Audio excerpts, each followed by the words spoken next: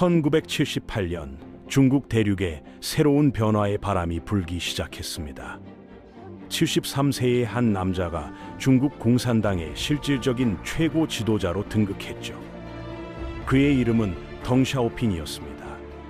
마오쩌둥의 무시무시한 권위주의와는 완전히 다른 모습을 보인 이 인물은 친근하고 솔직한 성격으로 사람들의 마음을 사로잡았습니다. 중국이 진정한 번영을 이루려면 어떤 길을 걸어야 할까요? 덩샤오핑은 그 답을 찾기 위한 여정을 시작했습니다. 덩샤오핑은 중국 공산당만이 나라를 올바른 방향으로 이끌 수 있다고 굳게 믿었습니다. 그러나 동시에 과감한 변화가 절실히 필요하다는 점도 잘 알고 있었죠.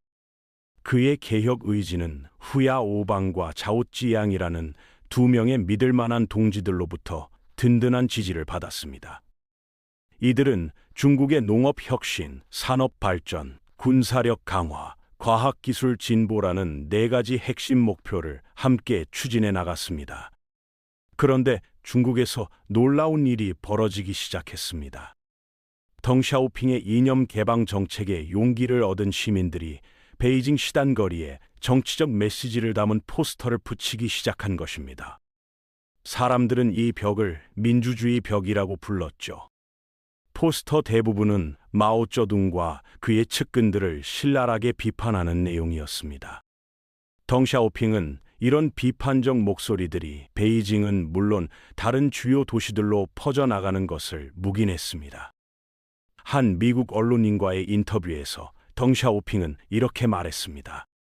중국 인민들에게는 불만이 있을 수 있고 그것을 자유롭게 표현할 권리가 있다고 생각합니다. 대다수 중국 포스터들은 익명으로 작성되었지만 1978년 12월에는 특별한 일이 일어났습니다. 전기기술자 출신이자 과거 홍위병이었던 웨이징성이 자신의 실명과 주소를 공개하며 제5차 현대화라는 글을 게시한 것입니다. 웨이징성은 민주주의야말로 중국 국민들의 복지 향상에 반드시 필요한 요소라고 주장했습니다.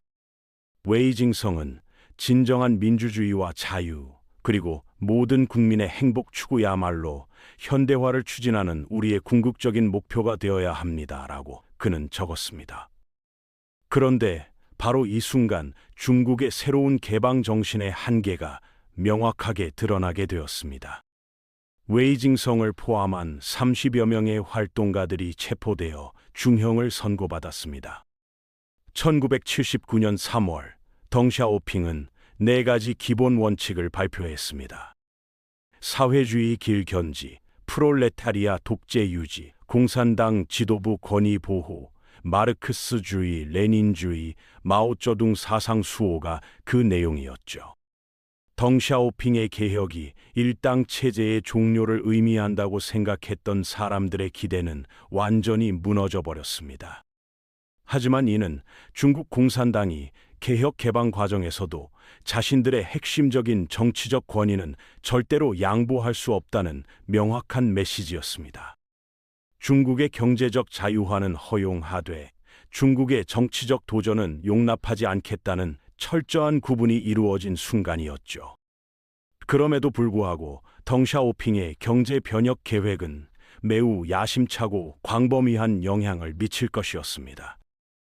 그는 1943년 이래 처음으로 미국을 방문한 중국 최고 지도자가 되어 국제관계 개선과 무역 확대에 대한 강한 의지를 보여주었습니다.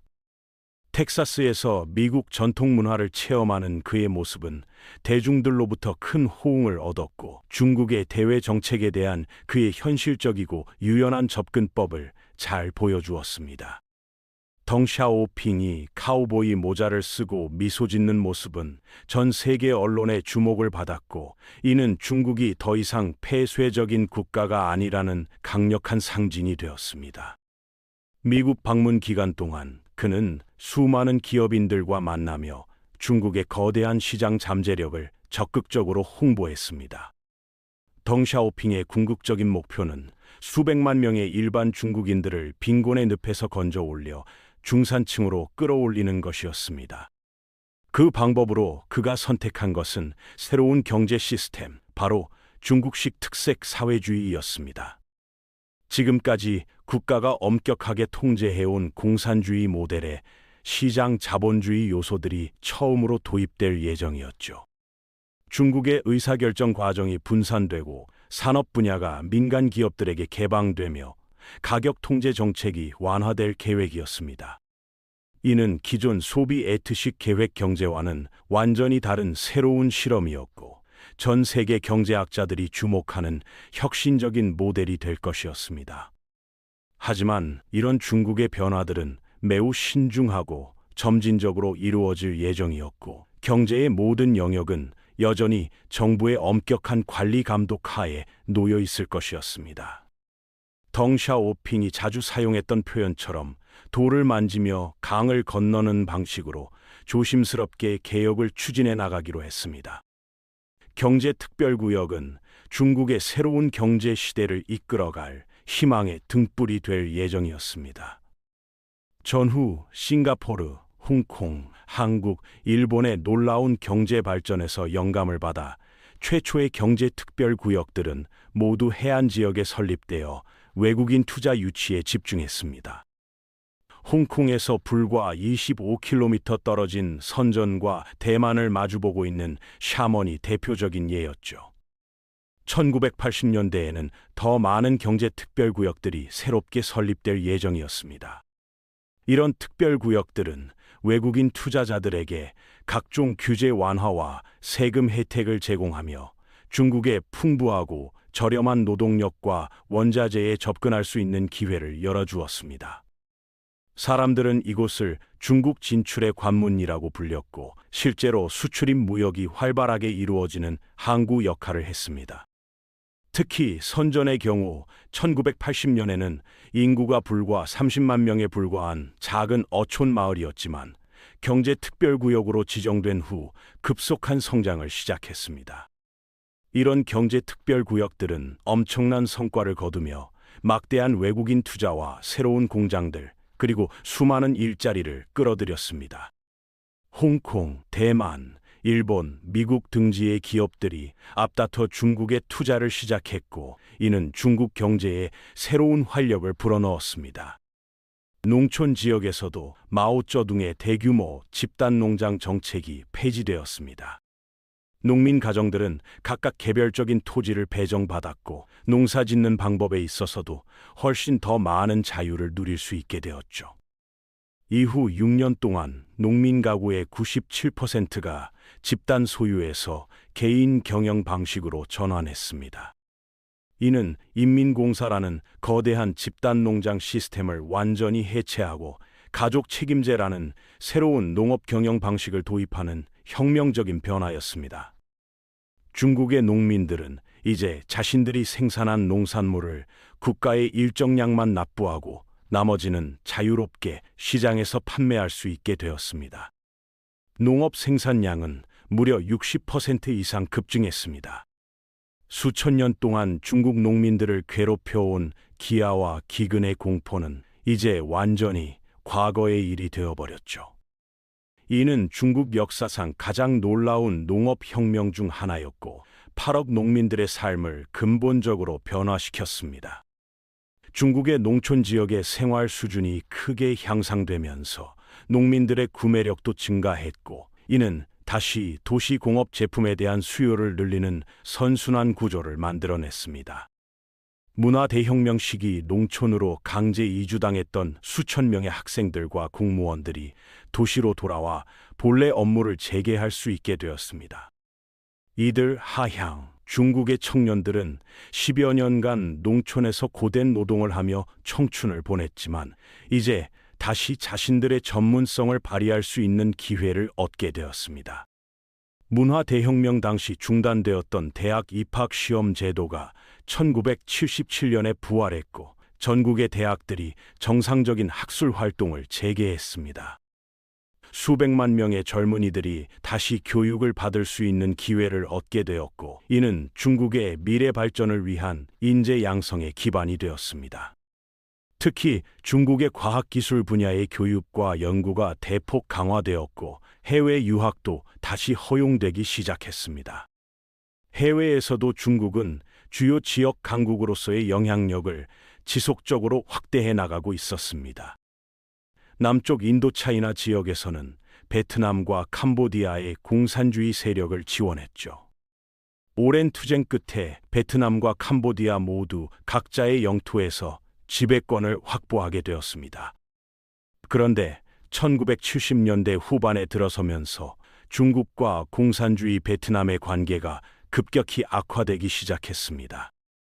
이는 냉전 구조 속에서 중국과 소련의 대립이 동남아시아 지역으로 확산된 결과였습니다. 소련과 중국이 결별하자 베트남은 또 다른 후원국인 소련 쪽으로 기울어졌습니다. 1978년 베트남이 폴포트가 이끄는 크메르 루주가 통치하던 캄보디아를 침공하겠다고 위협하면서 중국의 또 다른 지역 동맹국을 전복시키려 했습니다. 분노한 중국은 다음에 베트남에 대한 제한적 침공을 단행했지만 이는 막대한 희생을 치르게 만들었습니다. 전투 경험이 풍부한 베트남군은 중국 인민해방군에게 약 2만 명의 사상자를 안겼습니다. 이 짧은 전쟁은 중국에게 자국 군대의 현대화가 얼마나 시급한지를 깨닫게 해주는 뼈아픈 교훈이 되었습니다. 중국군의 군사적 약점이 드러나면서 중국은 군대의 전면적인 개편과 현대화에 착수했습니다. 중국은 구식 장비와 전술을 버리고 현대적인 군사 기술과 훈련 체계를 도입하기 시작했죠. 그럼에도 불구하고 소련의 동맹국인 베트남을 공격했음에도 중국과 서방 세계의 관계는 계속해서 개선되었고 그 관계가 손상되지는 않았습니다. 오히려 서방 국가들은 소련 견제를 위해 중국과의 협력을 더욱 강화하려는 모습을 보였습니다. 덩샤오핑은 영국과 일본의 총리, 프랑스 대통령, 엘리자베스 이 세 여왕의 국빈 방문을 주최했습니다.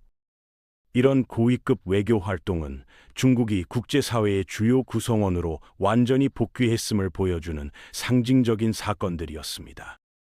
각국 정상들은 중국의 거대한 시장 잠재력에 큰 관심을 보였고 다양한 경제협력 협정들이 체결되었습니다. 덩샤오핑은 타임즈에서 선정하는 올해의 인물에 2차례나 선정되는 영예를 안았습니다. 이는 그의 개혁 정책이 단순히 중국 내부의 변화를 넘어 전 세계적으로도 큰 영향을 미치고 있다는 것을 보여주는 증거였습니다. 덩샤오핑은 숙적이었던 국민당이 통치하는 대만에 대한 공식적인 언어 표현까지도 완화시켰습니다. 중국 공산당은 대만에 대한 전략을 해방이 아닌 평화적 재통일로 공식 발표했죠. 그러나 덩샤오핑이 하나의 국가, 두 개의 체제 원칙에 따라 대만을 중화인민공화국에 편입시키자는 제안을 했지만 장제스의 아들인 장징고 대만 총통은 이를 거부했습니다. 이는 양안 관계에서 새로운 현실주의적 접근법의 시작이었지만 여전히 해결해야 할 근본적인 정치적 분열이 남아있음을 보여주었습니다. 중국의 해외에서의 새로운 자신감은 로마자를 사용한 표준 중국어 표기법인 병음의 보급에서도 나타났습니다. 국제 언론들도 마침내 베이징을 베이징이라고 올바르게 표기하는 법을 배우게 되었죠. 이는 단순한 표기법의 변화를 넘어 중국이 국제사회에서 자신만의 문화적 정체성을 당당하게 주장하기 시작했다는 의미였습니다. 하지만 중국의 국내에서는 공산당의 사회 통제가 여전히 견고하게 유지되고 있었습니다. 경제적 개방과 정치적 통제라는 이중적 정책이 덩샤오핑 시대의 핵심적 특징이었습니다. 1949년 이후 중국의 인구는 전례 없는 속도로 증가해왔습니다. 이는 공중보건 분야의 놀라운 발전과 마오쩌둥 및 중국 정부가 대가족을 권장하고 장려한 정책의 결과였습니다. 단지 30년 만에 중국의 인구는 5억 5천만 명에서 거의 10억 명으로 2배 가까이 급증했죠. 많은 전문가들은 이런 증가 속도가 지속 불가능하며 국가 번영에 해롭다고 판단했습니다.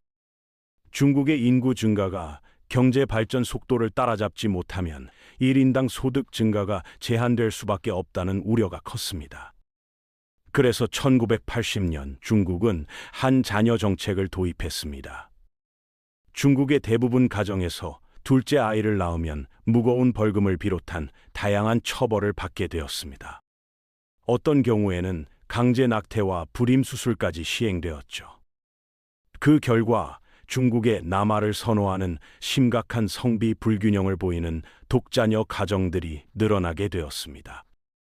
이 정책은 향후 수십 년간 중국 사회에 깊은 영향을 미치게 될 것이었고, 고령화 문제라는 새로운 도전을 낳게 될 것이었습니다. 엄격한 가족계획법은 공산당이 중국 여성들의 삶과 경험을 변화시킨 방법 중 하나일 뿐이었습니다. 마오쩌둥은 여성들이 하늘의 절반을 떠받치고 있다고 선언했고, 1950년대에는 결혼과 이혼, 재산권에 관한 여성의 권리를 개선하는 법률들을 제정했습니다. 1970년대 후반에는 중국의 도시 지역 여성의 최대 92%가 직장을 가지고 있는 것으로 추산되었습니다. 1980년 중국은 유엔 여성차별철폐협약을 비준한 최초의 국가들 중 하나가 되었죠. 이는 중국이 국제사회의 인권 기준에 동참하려는 의지를 보여주는 상징적인 조치였습니다. 그러나 중국의 야심찬 목표와 선언이 항상 현실과 일치하는 것은 아니었습니다. 중국의 정치 및 경제 지도부에서 여성의 비율은 여전히 매우 낮았습니다. 또한 중국의 많은 발전상과 마찬가지로 수많은 개혁 정책들이 농촌 지역에 도달하는 데는 훨씬 더 오랜 시간이 필요했습니다. 중국의 진전은 분명히 이루어지고 있었지만 많은 사람들에게는 그 속도가 충분히 빠르지 않았죠. 도시와 농촌, 연안 지역과 내륙 지역 사이의 발전 격차는 오히려 확대되는 경향을 보였습니다. 많은 이들에게 중국의 경제 개혁은 정치적 변화에 대한 희망을 불러일으키고 있었고, 특히 덩샤오핑의 오랜 동지이자 현재 당 총서기인 후야오방의 부상은 더욱 그랬습니다. 후야오방은 정치국에서 유독 솔직하고 개방적인 마음을 가진 인물이었습니다. 후야오방은 더 큰 투명성을 주장했고, 공산당 고위 간부들의 자녀인 태자당의 특권에 도전했습니다. 후야오방은 국민들 사이에서 엄청난 인기를 누리고 있었죠. 많은 개혁 지지자들은 그가 언젠가 덩샤오핑의 뒤를 이어 최고 지도자가 될 것이라고 기대했습니다. 하지만 이런 기대와 희망이 항상 현실이 되는 것은 아니라는 것을 중국 국민들은 곧 깨닫게 될 것이었습니다.